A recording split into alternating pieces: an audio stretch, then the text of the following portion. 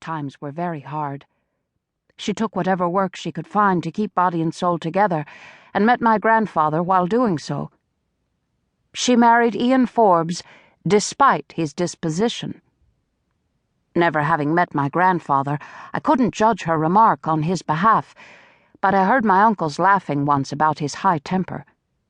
Uncle Robert said grandfather stood on the front porch and shot at Papa, not once but twice, in quick succession.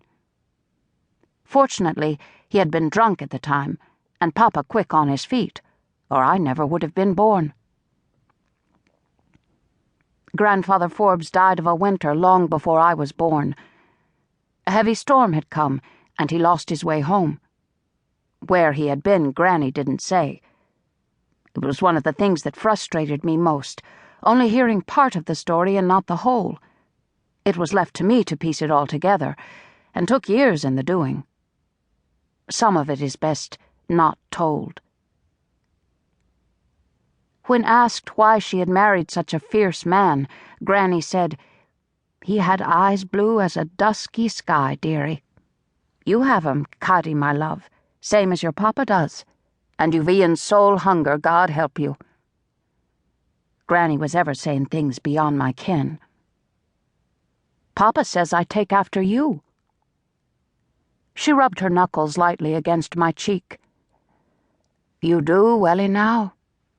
Her smile had been sad, hopefully not in all ways. She would say no more on the subject. Seems some questions didn't bear answering. The morning she died, we were just sitting and looking out over the hollow. She had leaned back in her chair, rubbing her arm as though it was paining her. Mama was moving around inside the house. Granny drew in her breath with a grimace and then looked at me. "Give your mama time." How 4 words could hurt. They brought to mind all that had been before and what had caused the wall between Mama and me. Some things can't be changed or undone. Even at my young age, after a mere 10 years of living, the future stretched bleakly out ahead of me. Resting my head against Granny's knee, I said nothing and took what solace I could in her sweet presence, not guessing that even that would soon be taken from me. And if I could go back now and change things so that I would not have lived through such a time of desolation, would I? No. For God had his hand upon me before I knew who he was or even that he was. In the last year I had learned tears did no good. Some pain is just too deep.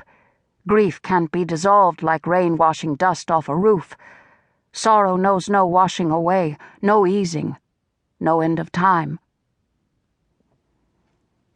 Granny laid her hand upon my head and began stroking me like I was one of the hounds that slept under our porch.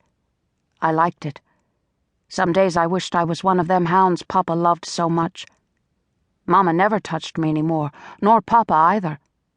They didn't speak much to one another, and even less to me. Only my brother, Iwan, showed me affection, though not often. He had too much to do helping Papa with the farm. What little time he had left over was spent in mooning over Clooney Burns.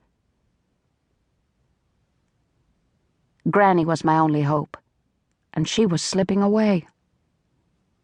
I love you, my dear.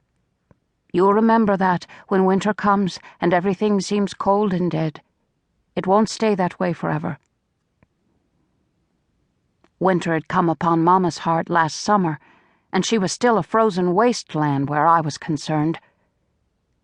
Spring beauties used to grow like a lavender blanket at Bear Wallow. If I could wish for one thing, it would be for a bouquet of spring beauties. Granny was ever saying the same thing, if I could wish for one thing.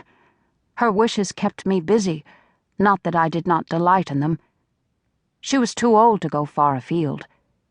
Further I ever seen Granny walk was to Elda Kendrick's house, she being our closest neighbor and near as old as Granny herself.